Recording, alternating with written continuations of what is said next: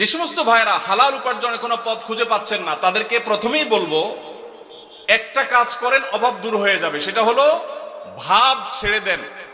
কি ছাড়তে বলছি? ভাব। ভাব ছেড়ে দিলে অভাব দূর হয়ে যাবে। ভাব ছেড়ে দিলে অভাব দূর হয়ে যাবে। বুঝেন নাই কথাটা? আপনার সাথে যায় না এই কাজ, এটার নাম ভাব। এটার নাম কি? এটা আমার সাথে যায় না। আমি কিভাবে একটা শিক্ষিত ছেলে এই কাজ করি? এটার নাম ভাব। এটার নাম কি? এই ভাবের অভাবই বেশি। ভাবের অভাবই বহু লোক আছে, হাইরে কান্নাকাটি, ওরা টাকা নাই, পয়সা নাই, অভাব অভাব। বাচ্চা কাচ্চা নিয়ে চাইনিজে খাইতে গেছে, মন খারাপ। কারণ নিয়ত করছিল এবার ব্যবসার লাভের টাকা দিয়া পোলাপান একটু থাইল্যান্ড যাবে, হইল না। কক্সবাজার আসছে, মন খারাপ। এটা কিসের অভাবী? ভাবের অভাবী। কিসের অভাবী? ভাব ছেড়ে দিলে অভাব এমনি দূর হয়ে যাবে।